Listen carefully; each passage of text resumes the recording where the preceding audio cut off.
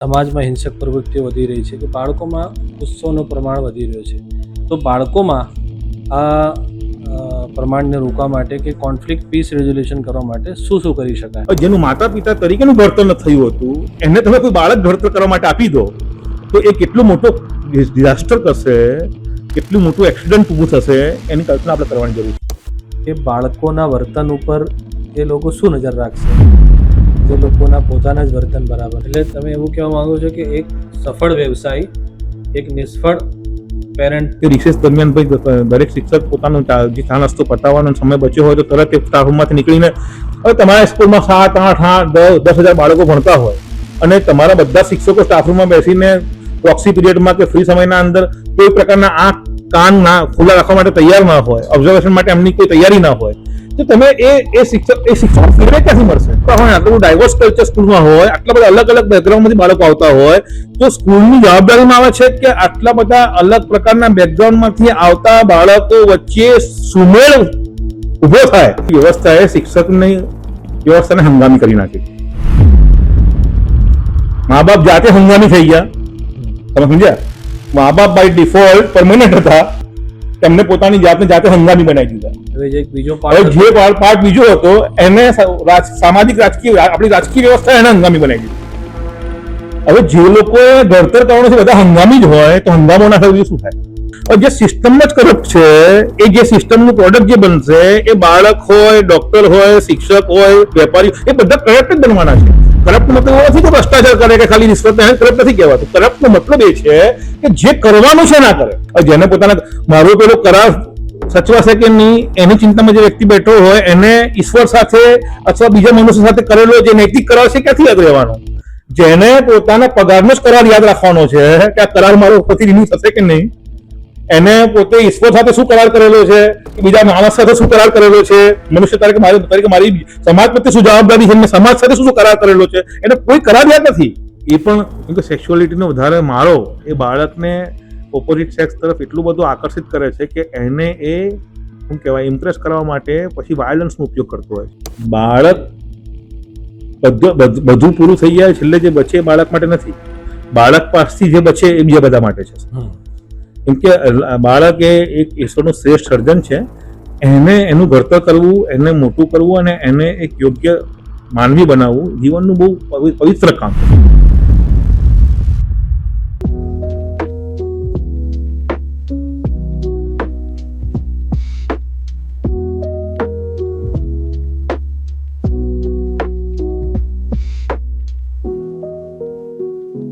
સલામ, આદાબ. તમે સાંભળી રહ્યા છો વાતચેટ પોડકાસ્ટ અને હું છું તમારો હોસ્ટ અરશદ હુસૈન. આજે આપણે એક અત્યંત મહત્વપૂર્ણ અને સંવેદનશીલ વિષય પર ચર્ચા કરવા જઈ રહ્યા છે. શાળાઓમાં વિદ્યાર્થીઓની સુરક્ષા, માનસિક સ્વાસ્થ્ય અને ચરિત્રનું ઘડતર. આપણા સમાજમાં જે નવી પેઢી તૈયાર થઈ રહી છે, તેમની તરબિયત, તેમના સંસ્કાર અને તેમનો વ્યવહાર, આ બધું આપણા સૌ માટે ખૂબ જ મહત્વ ધરાવે છે. પરંતુ દુઃખની વાત એ છે કે આજે શાળાઓમાં જે હકીકતમાં જ્ઞાન અને તરબિયતનું કેન્દ્ર હોવા જોઈએ ત્યાં જ હિંસા, ઝઘડા અને હુમલાની ઘટનાઓ વધી રહી છે. તાજેતરમાં અહેમદાબાદની 7th ડે સ્કૂલમાં બનેલી કરુણ ઘટનાએ સૌને વ્યથિત કરી નાખ્યા છે. સાથે ભણતા બાળકો વચ્ચે થયેલ એક ઝઘડામાં એક બાળક જાન ગુમાવે છે. આ કરુણ ઘટનામાં માત્ર એક બાળકનું મૃત્યુ નથી થયું, બલકે આખા સમાજની નૈતિકતા મરી પરવરી છે. જો કે આ કોઈ નવી ઘટના નથી.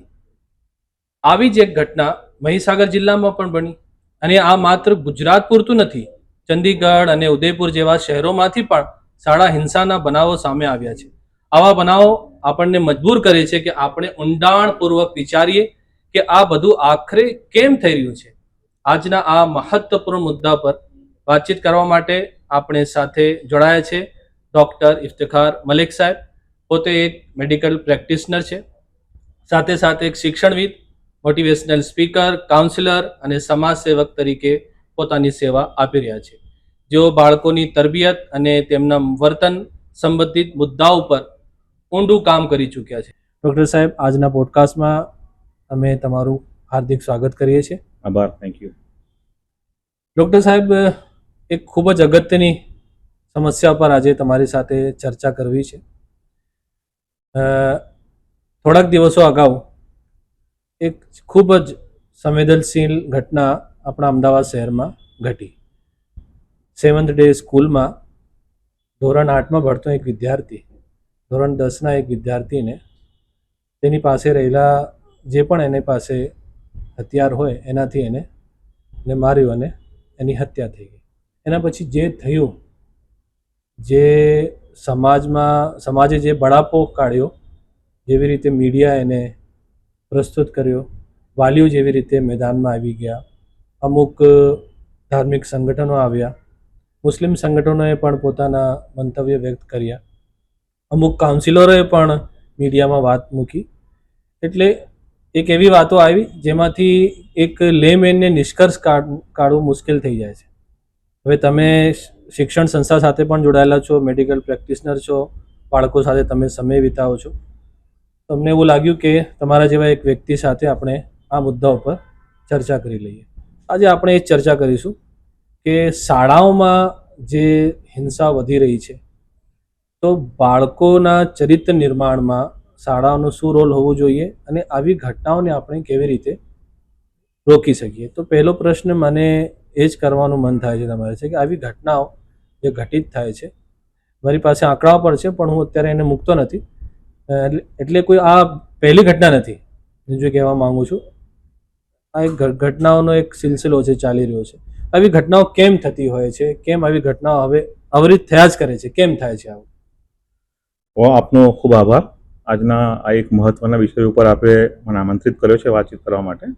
અને છેલ્લા કેટલાક સમયથી જ્યારથી આ ઘટના ઘટી છે ત્યારથી જ્યાં જ્યાં પણ મારે બેસવાનું થાય છે, મિત્ર વર્તુળમાં કે આ પ્રકારના અલગ અલગ પ્રકારના કોઈ ઓર્ગેનાઇઝેશનલ કામ માટે જ્યાં મળવાનું થાય છે, ત્યાં ચર્ચા વારંવાર આવી રહી છે છેલ્લા 4-5 દિવસમાં. એટલે મુદ્દો તો આપણે ખૂબ સારો ઉપાડ્યો છે. આપણે એને વિસ્તારથી ચર્ચા કરીશું અને યોગ્ય ઉકેલ શોધવાનો પ્રયત્ન આપણે કરી શકીએ. ઓકે.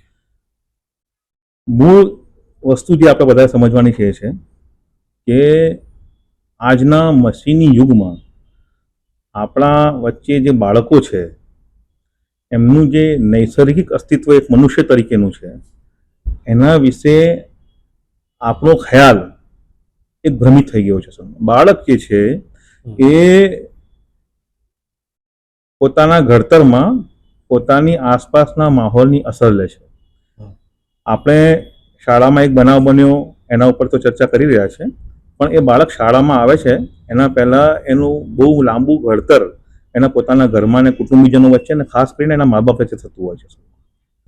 હવે બાળકના આખા આ પ્રોસેસમાં આપણે સમજવાની જરૂર છે ને. સાયન્સે પણ મતલબ બાયોલોજીએ અને સાયકોલોજીએ અને અલગ અલગ પ્રકારના સાયન્સથી પુરવાર થયું છે કે આ બાળક જેમ જેમ મોટું થતું જાય છે અને એ પેદા થાય છે એ દિવસથી જ ઈશ્વરે જ આખી આ સિસ્ટમ બનાવી છે કે એને પોતાના ઘડતરમાં ઓબ્ઝર્વેશનનો સૌથી મોટો રોલ રહે છે.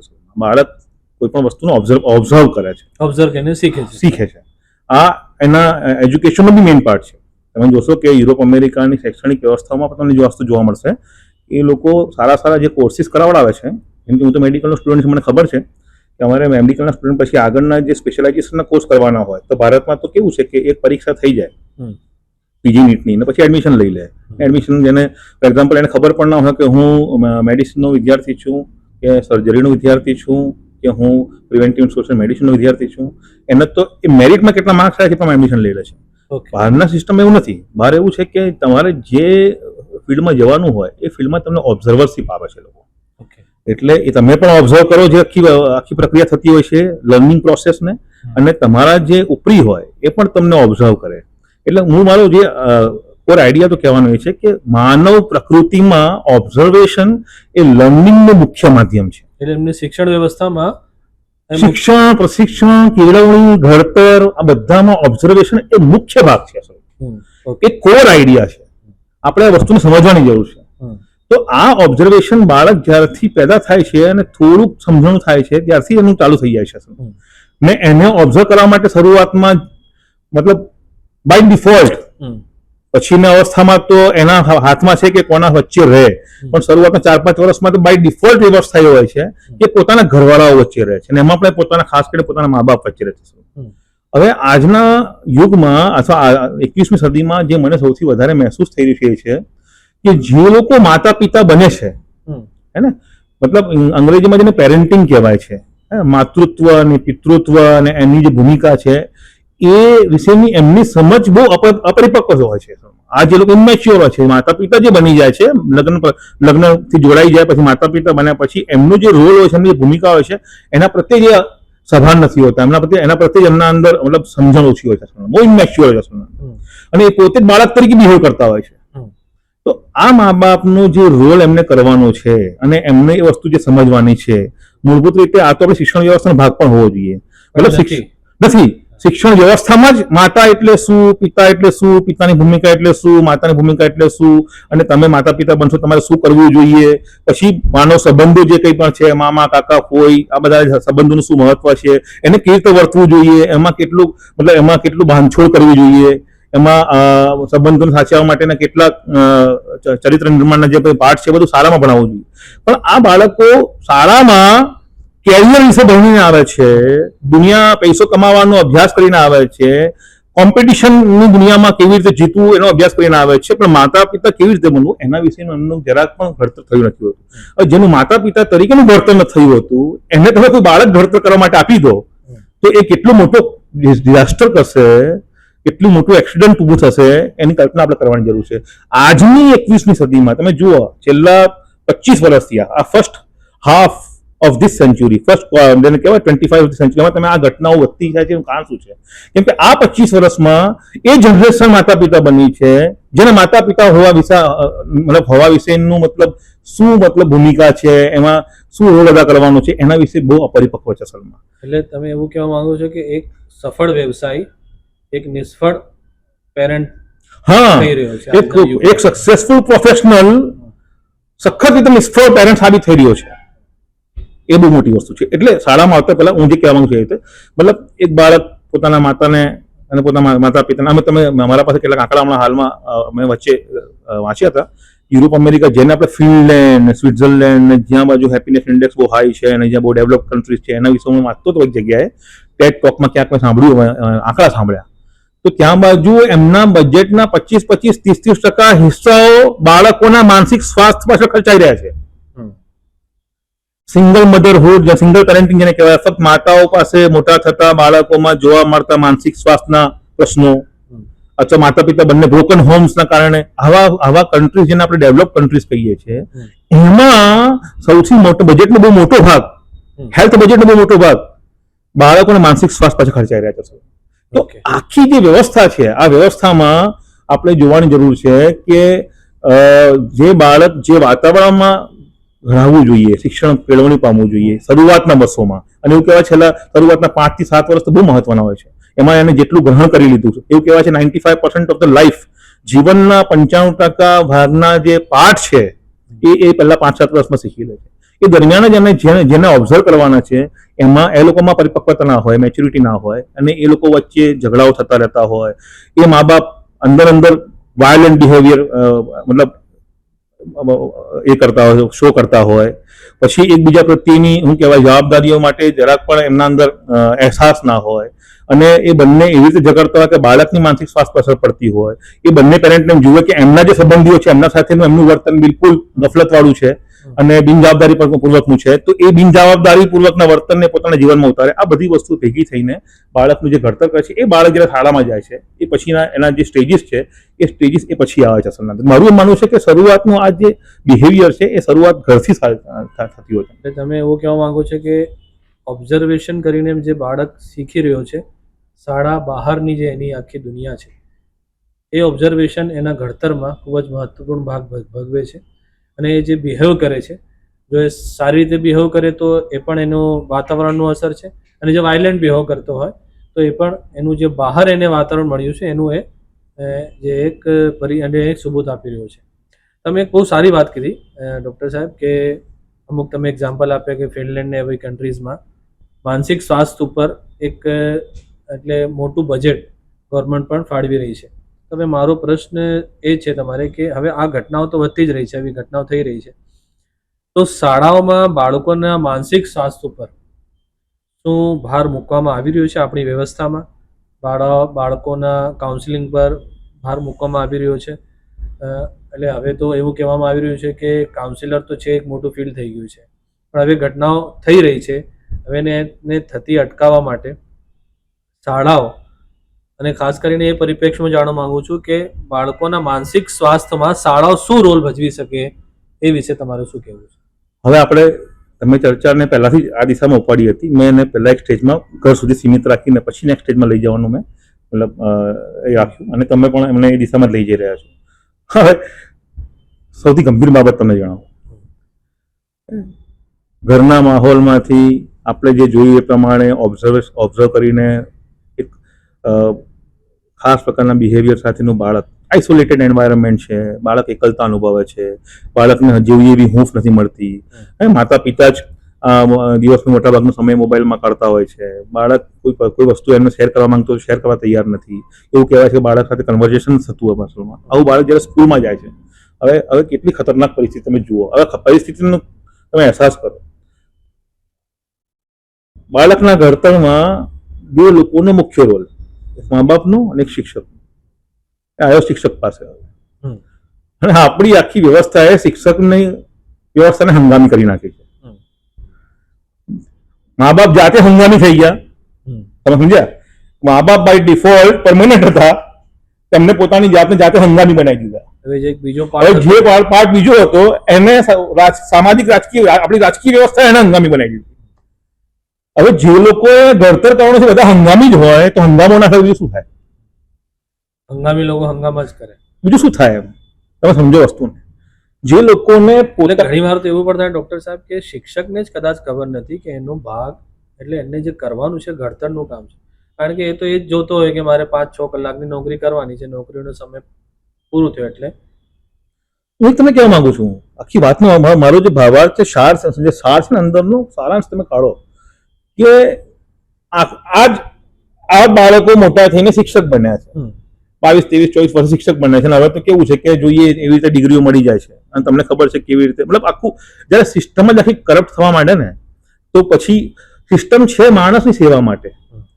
હવે જે સિસ્ટમ કરપ્ટ થવા માંડે, ફોર એક્ઝામ્પલ અમે દવા આપીએ કોઈને અને દવા જ એક્સપાયર્ડ હોય અથવા દવા જ્યાંથી પ્રોડક્શન થતું હોય એ જ શું કહેવાય ફોલ્ટ વાળી હોય તો એ જઈને જેના શરીરમાં જવાની છે ત્યાં ફાયદો કરવાની જગ્યાએ નુકસાન કરવાની છે. હવે જે સિસ્ટમ જ કરપ્ટ છે, એ જે સિસ્ટમનું પ્રોડક્ટ જે બનશે એ બાળક હોય, ડોક્ટર હોય, શિક્ષક હોય, વેપારી, એ બધા કરપ્ટ જ બનવાના છે. કરપ્ટ મતલબ એવો નથી કે ભ્રષ્ટાચાર કરે કે ખાલી રિશ્વત કરપ્ટ નથી કહેવાતું. કરપ્ટનો મતલબ એ છે કે જે કરવાનું છે ના કરે, પોતાની જવાબદારી નિભાવતો નથી. ભ્રષ્ટ મતલબ શું છે કે માણસ પોતાની અસલ જવાબદારીમાંથી ચલિત થઈ જાય.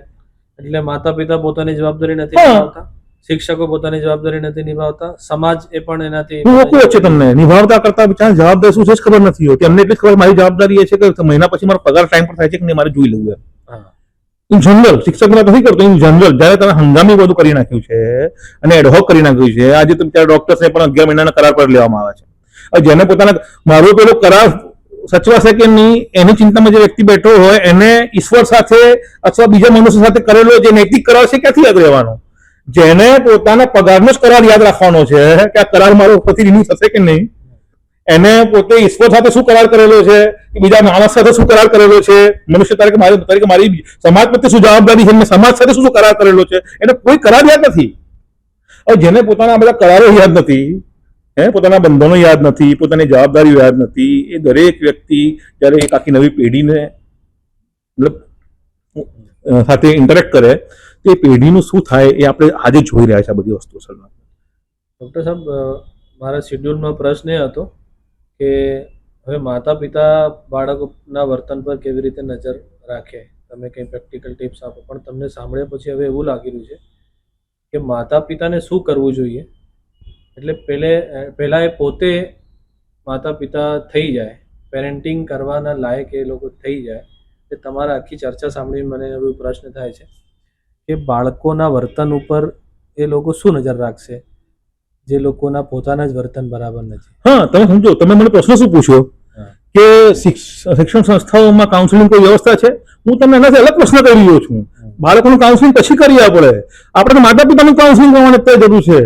અત્યારે હાલમાં જે શિક્ષકો શાળામાં ભણાવી રહ્યા છે એમને કાઉન્સિલિંગ કરવાની જરૂર છે કે તમારે બાળકને આપવાનું શું છે. કાઉન્સિલિંગ વ્યવસ્થા બાળક તો બિચારો પછી આવે છે, બાળકો છેલ્લા સ્ટેજ પર આવે છે.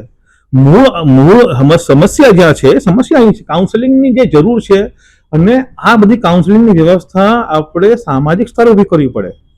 તમે સમજો, માતા પિતા બને એના પહેલાનું એનું કાઉન્સેલિંગ થાય, શિક્ષક બને એના પહેલા એનું વ્યવસ્થિત કાઉન્સેલિંગ થાય. બીએડ આપણે ભણીએ છીએ ને, તમે તો ભણ્યા છો, કદાચ મને તમે શિક્ષક જ છો એટલે મને ખ્યાલ છે. બીએડની એક જમાનાની જે આખી વ્યવસ્થા હતી, પ્રણાલિકા હતી, અદભુત. પીટીસી આજે એક જમાનામાં પીટીસીનો શિક્ષક આજના પીએચડી કરતા સારું ભણાવતો. તો એ શિક્ષણ પ્રણાલિકામાં રહેલી જે જવાબદારી પૂર્વકના વર્તન શીખવવાની ભાવના આજના યુગની આખી સામાજિક રાજકીય વ્યવસ્થા ખલાસ કરી નાખી. તમે સમજો હું જે કહેવા માંગુ છું કે આ શિક્ષકો કે આ વાલીઓ જે સમાજમાંથી આવે છે, એ સમાજ ઉપર એક રાજકીય વ્યવસ્થા બી અસરગ્રસ્ત થતી હોય છે. આખી વ્યવસ્થાને સમજો. આમાં હું બાળક તો જે કર્યું થઈ ગયું છે, બરાબર છે, એ એક પ્રકારની એક ઇન્સિડન્ટ ઘટના ઘટીને બહુ ખરાબ ઘટના ઘટી ગઈ છે, પણ એના પાછળનો રૂટ કોઝ તો તમે જુઓ. એના પાછળનો રૂટ કોઝમાં સામાજિક વ્યવસ્થા છે, અને સામાજિક વ્યવસ્થાને અસરઅંદાજ કરવાવાળી રાજકીય વ્યવસ્થા છે, અને રાજકીય વ્યવસ્થાને બનાવવાવાળો બધો સમાજ છે પાછો. આ આખું જે ચક્કર ચાલે છે ને, એ વિષ ચક્રએ આ વિષ પેદા કર્યું છે. તો અસલ જરૂરત જે કાઉન્સેલિંગની છે, બાળકની તો આવે જ છે, પણ એના પહેલા શિક્ષકોની આવે છે, એના પહેલા માતા પિતાની આવે છે અસલના અંદર. તો હવે આ બહુ મોટો મુદ્દો છે. આવા ટૂંક સમયમાં આપણે આની ઉપર ચર્ચા અને ના થઈ શકે, પણ તમે સંક્ષિપ્તમાં જાણવા માંગુ છું કે હવે શિક્ષક કેવો હોવો જોઈએ, એ તમે અમારા દર્શકોને કહો કે તમે આટલી વાતો મૂકી કે શિક્ષકોને કાઉન્સેલિંગની જરૂર છે, પણ શિક્ષક હોય કોણ માણસ શિક્ષક કહેવાય? એટલે એક તો ડિગ્રી લઈ લે શિક્ષક થઈ ગયો, પણ તમે જે વાતો મૂકી રહ્યા છો એટલી આદર્શ વાતો છે, તો એક શિક્ષક તરીકે એટલે શિક્ષકને વર્તન કેવું કરવું જોઈએ, કે ટૂંકમાં એવું કહો કે શિક્ષક એટલે કોણ? એટલે પછી મારી પાસે બીજા પ્રશ્નો છે જવાબદારીના, પણ શિક્ષક એટલે કોણ એ આપણે સમજી જઈએ, પછી આગળ વાત કરીએ. શિક્ષક એટલે એ કે જે મનુષ્યનું ઘડતર કરે. શિક્ષકનો મુખ્ય રોલ એ હોય છે કે એના પાસે આવેલો જે બાળક છે, એમાં જે બાળક તો તમારા પાસે શિક્ષક પાસે માણસ તરીકે આવે છે, પ્રાણી તરીકે તો આવતું નથી. એના બાહ્ય સ્વરૂપમાં એ માણસ છે, બરાબર છે, અને માનવીય ગુણો લઈને બાળક આવે છે, માનવીય પ્રકૃતિ સાથે બાળક આવે છે. તો શિક્ષક એ કહેવાય કે જે એના પાસે આવતા બાળકમાં રહેલા જે માનવીય પ્રકૃતિ છે એને ઉજાગર કરીને એને ઉચ્ચ અવસ્થાએ લઈ જાય. શિક્ષક એ કહેવાય કે જે બાળક આવે છે એના પાસે દરેક બાળકને જે યુનિક માનવીય ગુણો ઈશ્વરે આપેલા છે એને ઓળખીને એને એક્સેલન્સ તરફ લઈ જાય. શિક્ષક એ કહેવાય કે જે એના પાસે આવતા દરેક બાળકને એક સામાજિક રીતે જવાબદાર નાગરિક બનાવી શકે. શિક્ષક એ કહેવાય કે જેને જોઈને બાળક પોતાના જીવનના અંદર એક રોલ મોડલ જોઈને એક પોતાની રોલ મોડલ તરીકે જેને પ્રસ્થાપિત કરી શકે. એટલે શિક્ષકનું અસલ કામ આ પ્રકારના બાળકને કરતું, મતલબ જેમાં ઈમાનદારી હોય, અમાનતદારી હોય, જેમાં કરુણા હોય, જેમાં જવાબદારીનો અહેસાસ હોય, જેમાં બીજાઓ માટે ત્યાગ અને બલિદાનની ભાવના હોય, જેમાં પોતાનું જતું કરીને બીજાને ઊંચા લાવવાની ભાવના હોય. શિક્ષકોમાં આ સૌથી બેઝિક ગુણો છે. સબ્જેક્ટના જે એમના એક્સેલન્સ છે એ તો પછી આવે છે, બેઝિક શિક્ષકના ગુણો આ છે. અત્યારે અમે લોકો જે સંસ્થા સાથે જોડાયેલા છીએ એક આખું અભિયાન ચલાવે છે, મોહમ્મદ પૈગંબર સાહેબ પવિત્ર પરિવર્તનના પથદર્શક કરીને. તો અમે માનીએ છીએ કે મોહમ્મદ પૈગંબર સાહેબ દુનિયામાં સૌથી શ્રેષ્ઠ શિક્ષક થઈ ગયા. તમે એમની જીવની વાંચો એટલે તમને ખબર પડે કે શિક્ષક કેવો હોય, અસલમાં મુઅલ્લિમ કેવો હોય, મતલબ એમાં કયા ગુણો હોય, એના સાથે કોઈ વ્યક્તિ જ્યારે સંપર્કમાં આવે તો એમાં એના અંદર કયા પ્રકારના મતલબ ક્વોલિટીઝ ડેવલપ થઈ શકે છે.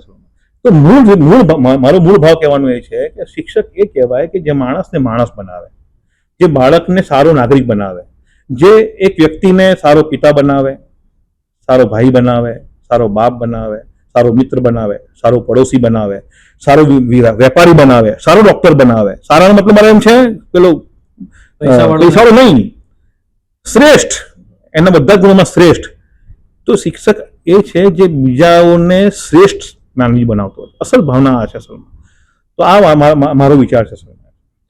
તો હવે આ પરિભાષાને આજના સમયના પરિપ્રેક્ષમાં કે આવી જે ઘટનાઓ બની છે એના પરિપ્રેક્ષમાં જોઈએ તો શિક્ષક તરીકેની શું જવાબદારી હોવી જોઈતી હતી જે આવી ઘટનાઓ થઈ છે, કે આવી ઘટનાઓ ના થાય, કે આવી જે ઘટના વધતી રહી છે તો એવું તો કયું પ્રેક્ટિકલ સ્ટેપ્સ લે પોતે કે એવી ઘટનાઓને વધતા એ અટકાવી શકે? અને શરૂઆતમાં એને કેવી રીતે ખબર પડી જાય કે હવે મારા વર્ગમાં આવું થઈ રહ્યું છે? અમુક પ્રેક્ટિકલ ચીજો હું તમને સમજવા આવું છું કે એક આદર્શ શિક્ષક છે, તમે જે વસ્તુ મૂકી છે, આવું થઈ જાય તો બીજી સમસ્યાઓનું નિવારણ આવી જાય, પણ હવે આટલે તો એકદમ થવાનું નથી. તો શિક્ષક તરીકેની જે જવાબદારી છે કે તો આ જે ઘટનાઓ થઈ રહી છે એને કેવી રીતે અટકાવી શકે? શું શું કરે પોતાના વર્ગમાં કે ઇન જનરલ શું વસ્તુ એ કરે? જો આમાં છે ને બે વસ્તુ બહુ મહત્વની છે. એક તો શિક્ષકો જે શાળાઓમાં ભણાવી રહ્યા છે ને એ બધા શિક્ષકો વચ્ચે એકબીજા સાથે ઇન્ટરેક્શન બહુ મહત્વનું છે. તમે જશો ને સ્ટાફ રૂમમાં જે પ્રકારની શિક્ષકો વચ્ચે ચર્ચાઓ ચાલતી હોય છે ને એ એટલી બધી શુલ્લક અને એટલી બધી મતલબ એવી હોય છે કે જે આપણને મતલબ દુઃખી કરી મૂકે. એટલે આપણને લાગે કે આ શિક્ષક છે. ટીએડીએ કેટલું વધશે, આપણું રજાઓ ક્યારે પડશે, કેટલી રજાઓનો પગાર મળશે, તમારી કેટલી રજાઓ બાકી છે, એમાંથી કેટલો પગાર કપાશે, મારી મેડિકલ લીવ આટલી બાકી છે તો હું એને કેવી રીતે વાપરી લઉં. સ્ટાફ રૂમની ચર્ચાઓમાં તમે આ પ્રકારની ચર્ચાઓ જોશો. સૌથી પહેલા જો આ પ્રકારની સ્કૂલોમાં શિક્ષકોએ ખરેખર આ પ્રકારની ઘટનાઓ રોકવી હોય તો એમના વચ્ચેનું જે ઇન્ટરેક્શન છે સ્ટાફ રૂમમાં એ બાળક કેન્દ્રીય હોવું જોઈએ. એક સ્ટાફ રૂમમાં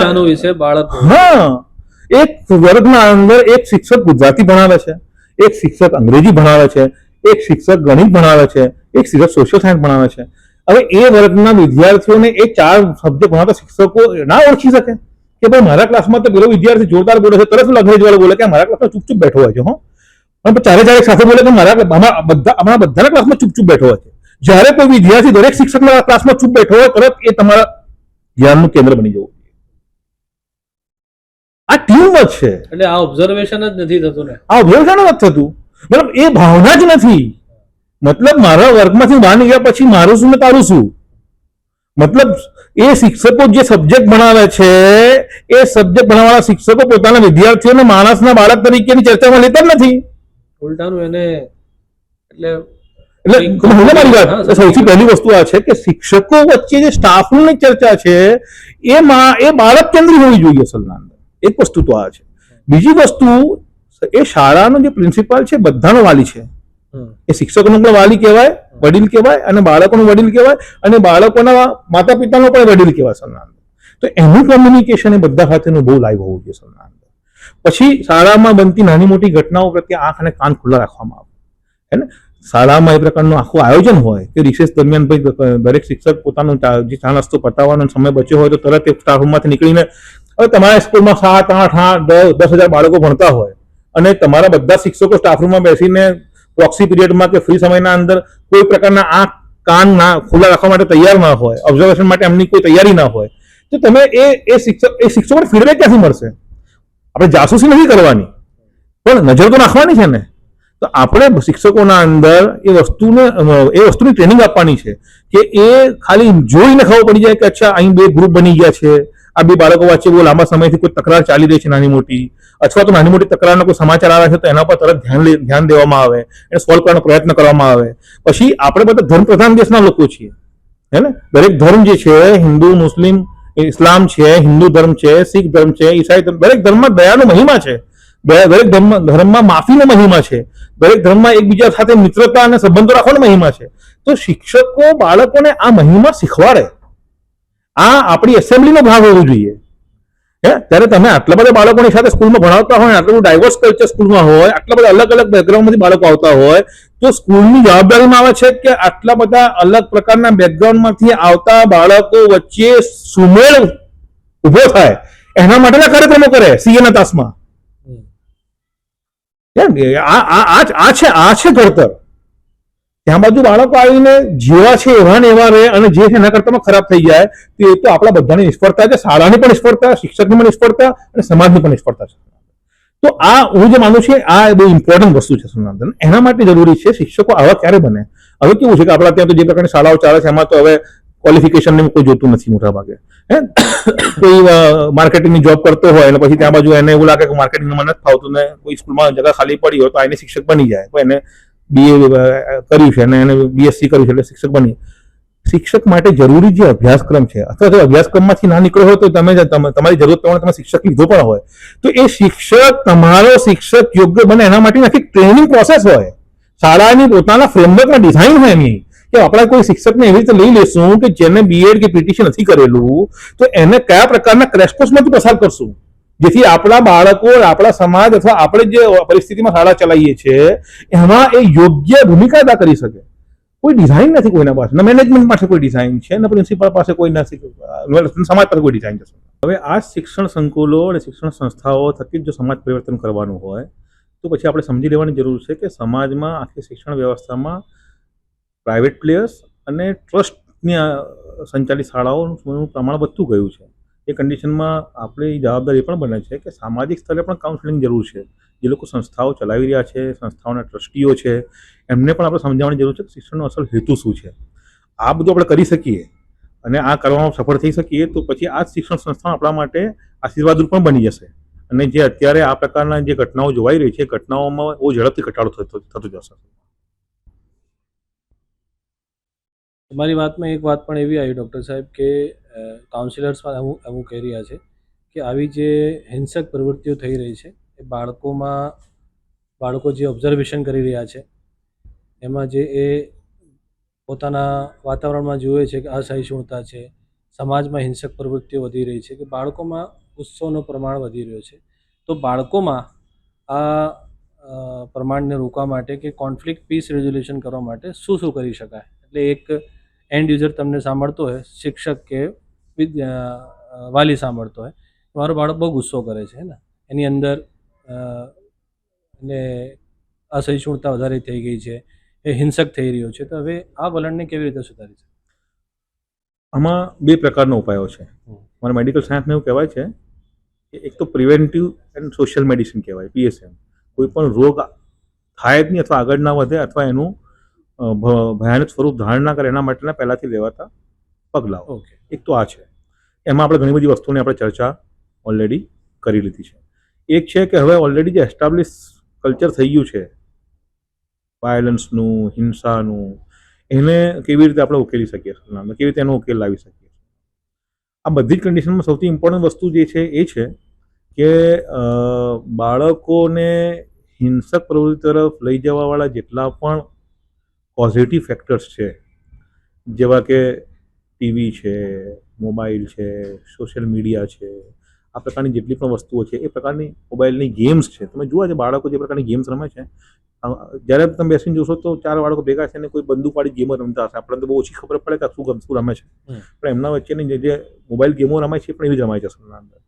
તો આ બધી વસ્તુ જેનાથી બાળક અસર લઈ રહ્યું છે એને રોકવા માટેના કાનૂની ઉપાય પણ હોવા જોઈએ ને એને રોકવા માટે માતા પિતાને પણ પ્રશિક્ષણ આપવું જોઈએ. હવે સોશિયલ મીડિયા જ્યારે બાળક ઇસ્તેમાલ કરી જ રહ્યો છે તો હવે સોશિયલ મીડિયામાં એવી કેટલીય વસ્તુઓ ટેકનોલોજી અવેલેબલ છે જે બાળક શું જોશે એના ઉપર માતા પિતાને parenting control of parents, parenting control કહેવાય, મતલબ કંટ્રોલ થઈ શકે છે એ શું જોવે શું ના જોવે એના ઉપર.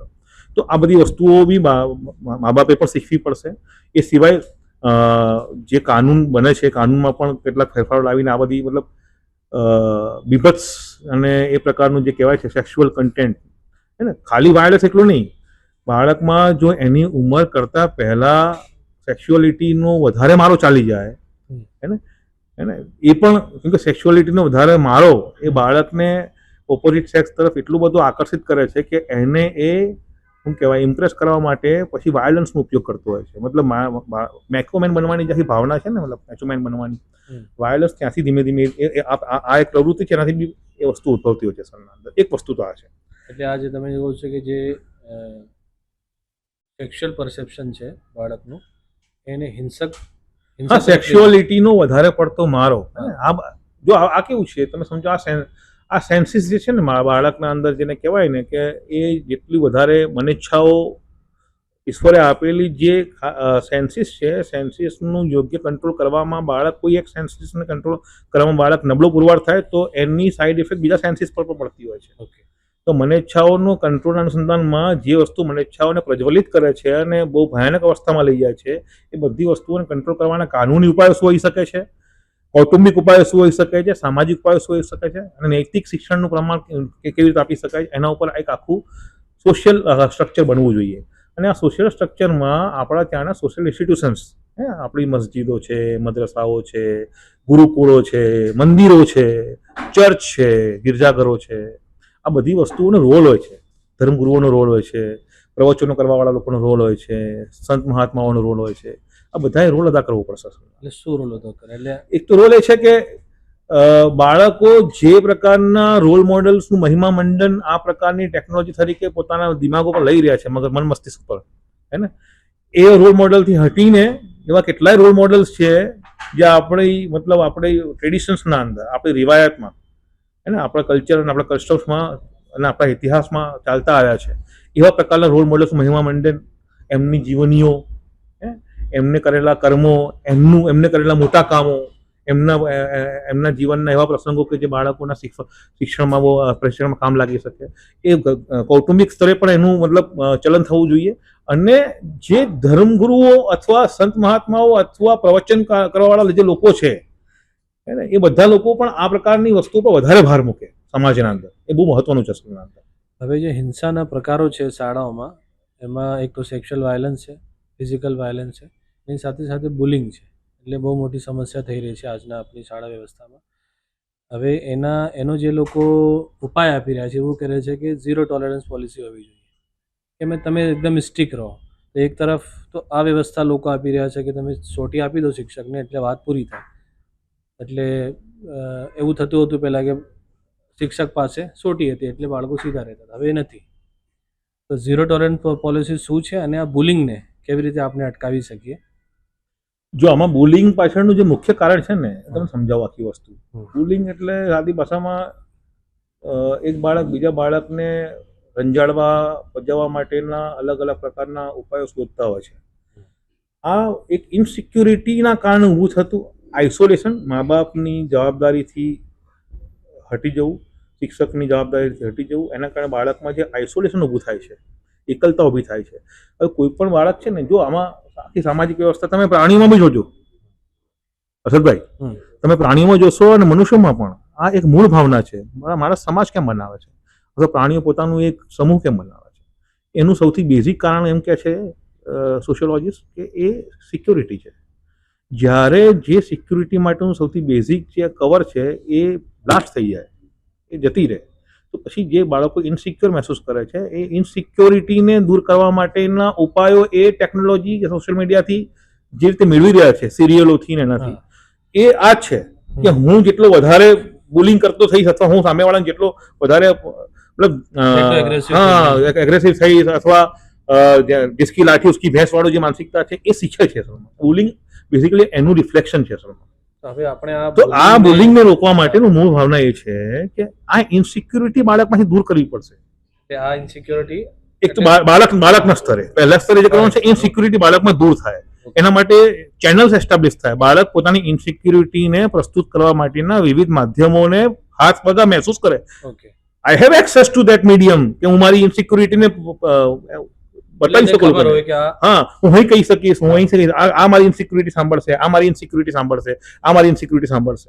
તો આ ઇનસિક્યુરિટીને બહાર કાઢવા માટેના માધ્યમો ક્રિએટ કરવા પડશે સ્કૂલમાં, ઘરે, સમાજ, બધી વાત. એક વસ્તુ એ છે, બરાબર છે. બીજી વસ્તુ એ છે બાળકના સ્તરે આ જ કરવાનું છે. બાળકો એન્ટી બુલિંગ કાયદા કાનૂનનો મતલબ શું કહેવાય સબ્જેક્ટ ના બને, એ તો બાળક છે, એને તો આપણે આ જ આપવું પડે. એન્ટી બુલિંગ કે આ પ્રકારની વસ્તુઓ રોકવા માટે જે કાયદા કાનૂનના જે એમાં આવશે, સકંજામાં આવવા જોઈએ, જે લોકો જેના એ બનવા જોઈએ, એ શાળા સંચાલકો હોય, શાળાના શિક્ષકો હોય અને બાળકના માતા પિતા હોય. કે ભાઈ એન્ટી બુલિંગનું જો તમે યોગ્ય રીતે કાનૂની કોઈ ઉપયોગ કરવાનો છે એમના ઉપર જ થયા. બાળકને તો તમારે આ વસ્તુ તમારે કરવાની છે. હવે બીજી વસ્તુ કે આ એક તો છે બાળકના સ્તરે, એક છે કાયદો. દુનિયામાં કોઈ પણ વસ્તુ કાયદા કાનૂનથી નથી ચાલતી. દંડાથી દુનિયાના અંદર શિસ્ત પ્રસ્થાપિત નથી, માણસ એવું બન્યો જ નથી. તો એના પહેલાનો જે સ્ટેજ છે કે એન્ટી બુલિંગના વર્કશોપ્સ, હે ને, એ પ્રમાણે આ કેવી રીતે રોકી શકાય એના માટેના દરેક સ્કૂલ પછી એન્ટી બુલિંગ માટેના વર્કશોપ દરેક શાળા અને દરેક પ્રદેશના અલગ અલગ હોય છે.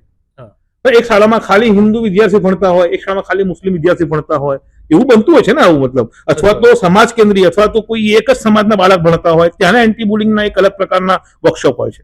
અથવા કોઈ શાળાના અંદર અલગ અલગ પ્રકારના બાળકો ભણતા હોય, એના ત્યાંના એન્ટી બુલિંગના વર્કશોપ એક અલગ પ્રકારના હોય છે, કે ત્યાં અલગ અલગ પ્રકારે એમાં લોકોને ફીડિંગ આપવું પડે સ્કૂલમાં. આ બધી વસ્તુ સમજવાની જરૂર. પછી આપણે શું કરીએ છીએ, એન્ટી બુલિંગ વર્કશોપ એટલે આપણે પછી બધાને એક જ લાકડી હાંકવા માંડીએ, એવું નથી હોતું. એ બી કસ્ટમાઇઝ હોય છે સ્કૂલમાં, એ આપણે સમજવાની ખાસ જરૂર છે સ્કૂલમાં. હવે વિદ્યાર્થીઓને આપણે એના પહેલા એક તો તમે જો મને મોકો આપો તો હું બહુ સરસ એક્ઝામ્પલ આપીને વાત પૂરી કરું. ઓકે હું એટલા માટે કહી રહ્યો છું કે એક જમાનામાં જ્યારે હું ભણતો ને ત્યારે બહુ રેગિંગ થતું. હું જે મેડિકલ કોલેજમાંથી ભણ્યો છું, મારું બહુ રેગિંગ થતું, બરાબર છે. અને રેગિંગના કારણે ઘણા બધા બાળકો કોર્સ છોડીને જતા રહેતા. અને અમે ભણ્યા પછી 5-7 વર્ષ પછી ધીમે ધીમે એન્ટી રેગિંગના કાયદા આવ્યા. હમણાં હું મારી બેબીને એડમિશન આપવા માટે ગયો દેશની એક શ્રેષ્ઠ યુનિવર્સિટીમાં, તો ત્યાં બાજુ એન્ટી રેગિંગ માટે આખી એફિડેવિટ પહેલાં સબમિટ કરાવવી પડી.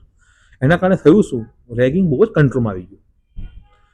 તમે જોજો વર્ષો પહેલાં કેવું હતું કે તમે બસમાં બેસો ને, મને તો પેલી બસમાં પેલા ગામડાના કાકા બીડી પીવે ને, તો મને બસમાં બેસતા સાથે ઉલટી થવા માંડે. પછી જેવું બીડી પીવાવાળાને 200 રૂપિયા દંડને મજબૂત રીતે એને મતલબ કે કાનૂનને મજબૂત રીતે ફોલો કરવામાં આવે ને, આજે તમે કોઈ બી એસટી બસમાં બેસો તમને કોઈ બીડી પીતો નહીં મળે. તો કહેવાનો મતલબ એ છે કે કાયદા કાનૂનની યોગ્ય રીતે ઘડતર અને એની યોગ્ય ઇમ્પ્લિમેન્ટેશન વસ્તુને રોકે છે યાર. આ એન્ટી બુલિંગનો કાયદો કાનૂન યોગ્ય રીતે બને ને એને યોગ્ય રીતે ડિઝાઇન કરવામાં એ રોકાશે, એવું નહીં રોકાય. પણ એમાં એના માટે સમાજની ઈચ્છા બી જોઈએ અને પોલિટિકલ વિલ પણ જોઈએ. હવે તમે કંઈક ટૂંકમાં એવું કહો કે વિદ્યાર્થીઓમાં એમની આ એટીટ્યૂડમાં પરિવર્તન લાવવા માટે કોઈ 4-5 તમે પોઝિટિવ એક્ટિવિટીઝ કહી શકો કે આ કરવું જોઈએ. બાળક જો આ ગ્રંથિથી ત્રસ્ત હોય તો એક બાળકને શું કરવું હોય, 4-5 વસ્તુ તમે કહી. બાળક બચપનથી છે ને બહુ એક્ટિવ હોય છે, આપ સમજો. બાળક યુનિક છે. હવે એનામાં ક્રિએટિવિટી છે, નવું કરવાની ભાવના છે, હાઈલી એક્ટિવ હોય છે બાળક, હે ને. અને એને એપ્રિસિએશન જોઈતું હોય છે. બાળકને એની પોતાની જેટલી પણ ઈશ્વરે આપેલી ક્વોલિટીઝ છે એને પ્રદર્શિત કરવા માટેના યોગ્ય મોકા આપણે આપવા જોઈએ. શાળાઓમાં અલગ અલગ પ્રકારની એક્ટિવિટીઝ થતી હોવી જોઈએ. ખાલી ભણતર અને કેરિયર અને પૈસો અને મટીરિયલિઝમ ને ભૌતિકવાદ બાળકને તમે જાણે શીખવાડશો તે ભૌતિકવાદના મૂળમાં જ ડાર્વિનવાદ છે. ડાર્વિનવાદના મૂળમાં જ જિસકી લાઠી ઉસકી ભેંસ છે. સર્વાઈવલ ઓફ ફિટેસ્ટ બીજું કંઈ નથી. જિસકી લાઠી ઉસકી ભેંસ એવું છે સાદી ભાષામાં. તો આપણી શાળાઓ જે છે એ શાળાઓ બહુ વાઇબ્રન્ટ હોય. દરેક બાળકના પોતાનામાં રહેલી જે કંઈ પણ એબિલિટીઝ, ક્વોલિટીઝ, ટેલેન્ટ, એમના એક્ટિવ ને એન્થુઝિયાઝમ. કોઈ બાળક એવું છે કે એને વાંચવાનું ગમે છે, તમે જો એ બાળક મેદાનમાં નહીં જાય તો એના માટે લાઇબ્રેરી અવેલેબલ હોય, સરસ પુસ્તકો અવેલેબલ હોય. કોઈ બાળકને એવું છે કે તમે ગમે એટલે સારા પુસ્તક આપો, એને રમવાનું જ ગમે, તો એને રમવા માટેનું જોઈએ એવું મેદાન અવેલેબલ હોય. કોઈ બાળક એવું હોય કે તમે એને ગમે તે વસ્તુ આપો, એને કલર અને પેઇન્ટિંગ જ ગમતું હોય. કોઈ બાળકને ગાવું ગમતું હોય, કોઈ બાળકને વાતચીત કરવાનું ગમતું હોય. તો બાળકોમાં રહેલી જે ઇનોવેટિવ અને ક્રિએટિવ એમની એક એ છે એબિલિટીઝ છે, એને ઓળખી અને એને ઓળખવું. બધું જલ્દી જે ઓળખાતું નથી હોતું એ ઓળખાઈ જાય એવું શાળાનું આખું વાતાવરણ ઊભું કરવું. અને એમાં શાળાનું ઇન્ફ્રાસ્ટ્રક્ચર પણ એવું હોવું જોઈએ. દરેક બાળકને અને પછી શિક્ષકો પણ એ પ્રકારે ટ્રેન હોવા જોઈએ. તો આ બાળકો પછી એ પ્રકારની પ્રવૃત્તિમાંથી નકારાત્મક પ્રવૃત્તિમાંથી સકારાત્મક પ્રવૃત્તિ આગળ વધશે. હવે અંતમાં તમે માતા પિતા માટે અને ખાસ કરીને શિક્ષક માટે આ આખી જે ઘટના થઈ એના પરિપ્રેક્ષમાં તમે શું એમને ખાસ સલાહ સૂચના આપવા માંગો, માતા પિતાને અને બાળકને? માતા પિતા માટે મારી સૌથી પહેલી જે મારી બેઝિક વસ્તુ મારે કહેવી છે એ છે કે તમારા જીવનનો મોટો ભાગ તમારા બાળક પાછળ જશે. બાળક બધું પૂરું થઈ જાય છેલ્લે જે બચે એ બાળક માટે નથી, બાળક પાસથી જે બચે એ બીજા બધા માટે છે. કેમ કે બાળક એ એક ઈશ્વરનું શ્રેષ્ઠ સર્જન છે. એને એનું ઘડતર કરવું, એને મોટું કરવું અને એને એક યોગ્ય માનવી બનાવવું જીવનનું બહુ પવિત્ર કામ છે, બહુ મોટું કામ છે. તો આ છે ને આ એક ખાસ પ્રકારના અભિગમ છે જેમાં ફેરફાર લાવવાની જરૂર છે. અસલમાં આમાં તકલીફ શું થઈ છે કે આપણી આખી વ્યવસ્થાએ લિવ ઇન રિલેશનશિપ શું છે, broken homes, live in relationship, extra marital affairs માટેનું કાનૂની પ્રાવધાનો કરી નાખવા, એ ખરેખર તો બાળકને જરૂરી ઇન્સ્ટિટ્યુશન ના આપવા માટેનું આ છે. બાળકને માતા પિતાએ જે કામ કરવાનું છે કે જીવન સૌથી પોતાના મોટા ભાગનો હિસ્સો ના આપે. બીજી વસ્તુ જે કરવાની છે, બાળક સાથે કન્વર્ઝેશન કરવાની જરૂર છે, વાર્તાલાપ. મારું તો માનવું છે કે એકદમ નાનું 1-1.5 વર્ષનું બાળક હોય, તમને લાગે કે એને કશું સમજ નથી પડતી, એના સાથે એવી રીતે વાતો કરો જાણે બધી સમજ પડે છે. કન્વર્ઝેશનની જરૂર છે. બીજી વસ્તુ એ છે કે બાળકને પોતાની ઇનસિક્યુરિટી પ્રસ્તુત કરવા માટેના મોકા આપવાની જરૂર છે. ઘણી વખત કેવું થાય છે કે તમે બાળક કોઈ વસ્તુ કહે ને તરત તમે રિટાલિએટ કરો છો, રિએક્શન આપો છો. એટલે એને ખબર હોય એ બોલશે તો એને હા, એની બોલે એ તમારે પોતાએ સ્વભાવ કહેવાની જરૂર છે કે એને પોતાની વાત કહેવાનો મોકો મળવો જોઈએ. ચોથી વસ્તુ એવું છે કે તમે તમારા ઘરના જે કામકાજો છે એમાં પણ બાળકોના મશવરા લેવાનું, એમના સાથે કન્સલ્ટ કરવાનું, એમનું ઓપિનિયન લેવાનું એક વાતાવરણ ઊભું થવું. તમે બાળકને એ બહુ મહત્વની વસ્તુ, કોઈ હસ્તી છે આ દુનિયામાં આવ્યા પછી એને feel એનો અહેસાસ કરાવશો તે પોતે મહત્વનું બનશે. એને કહેવાય છે, ઇસ્લામની ભાષામાં મારેફત કહેવાય છે. પોતાની જાતને ઓળખવું. બાળકને પોતાના મહત્વને, પોતાની જાતને ઓળખવાનો મોકા મા બાપ આપશે તો એ ખરેખર એના યોગ્ય સ્થાને પહોંચી જશે. અને શિક્ષકો માટે એવું છે કે શિક્ષક જે પવિત્ર, હું તો વ્યવસાય કરવા, મને વ્યવસાય કરવામાં બહુ તકલીફ થાય છે. જે પવિત્ર કામ સાથે સંકળાયેલો છે એની પવિત્રતાના જે એનું જે જવાબદારી છે એ જવાબદારીને સમજવાનો પ્રયાસ કરે. અને જો કોઈ એમ માનતું હોય કે હું આ કામ યોગ્ય નથી કરી શકતો, તેને છોડી દેવું. બરાબર છે. અને જે કોઈ માનતું હું કામ બહુ સારી રીતે કરી શકું છું તે બીજા કોઈ વ્યવસાયમાં હોય તો ત્યાંથી આવીને આ કામ કરે. બહુ મોટા ફેરફારની જરૂર છે આ સાલમાં. અને જે લોકો શાળાઓ ચલાવે છે એમને પણ આ બધી વસ્તુનું ધ્યાન રાખવાની જરૂર છે. એપ્ટિટ્યૂડ ટેસ્ટ લેવા જોઈએ, એમનું ક્રેશ કોર્સ ચલાવવા જોઈએ, એમને શું કહેવાય વારંવાર. અચ્છા, શિક્ષકો પણ માણસો છે, એમના જીવન સાથે સંકળાયેલી ઘણી બધી સમસ્યાઓ છે, તો એ સમસ્યાઓનો સોલ્વ કરવાના પ્રયત્નો કરવા જોઈએ અસલના અંદર. અને શિક્ષકોનું સૌથી ઇમ્પોર્ટન્ટ કામ જે મને લાગે છે, જે મને ફીલ થયું છે, એ છે શિક્ષકો આજકાલના અભ્યાસો નથી રહ્યા. વાંચનનો શોખ શૂન્ય થઈ ગયો. જે શિક્ષક પોતે વાંચન ના કરે અને પોતે અવનવું ના જાણે અથવા પોતે જ્ઞાનનો જે ભંડાર બાળકોને એને આપવાનો છે એનાથી પોતે સમૃદ્ધ ના થાય, આ મસલો છે ને, આ મસલો જે છે, આ સમસ્યા જે છે ને, આ સમસ્યા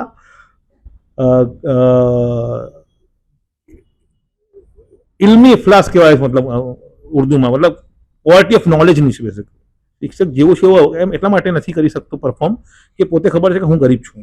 60% નહીં, જ્ઞાનની રીતે ગરીબ છે. તો આ મારે બહુ મોટું મારો મેસેજ છે શિક્ષકોને કે તમે જ્ઞાનની રીતે સમૃદ્ધ બનો છો. ખૂબ વાંચો અને બધું વાંચો, ખાલી સબ્જેક્ટ રિલેટેડ નહીં. અને તમે જો કોઈ એવી શાળામાં ભણાવતા હોય ત્યાં ઘણા બધા બાળકો ભણતા હોય, અલગ અલગ ધર્મના બાળકો ભણતા હોય, તો દરેક ધર્મનું વાંચો અને એના મૂળ સિદ્ધાંતોને તમે ગ્રહણ કરો જેથી બાળકોને તમે આપી શકો. આ મારો મેસેજ છે. આજની અમારી ચર્ચા એ સંદેશ આપે છે કે બાળકોની સુરક્ષા, માનસિક સ્વાસ્થ્ય અને ચરિત્રનું ઘડતર એ સૌની સામૂહિક જવાબદારી છે. શિક્ષણનો સાચો હેતુ માત્ર નોકરી મેળવવાનો નથી, પરંતુ સારા માણસ બનાવવાનો છે. ડૉક્ટર ઇફ્તિખાર મલિક સાહેબ, આપનો ખૂબ ખૂબ આભાર. અમારા આ શ્રોતાઓને પણ આભાર માનીએ છીએ. આગળના પોડકાસ્ટમાં ફરી મળીશું.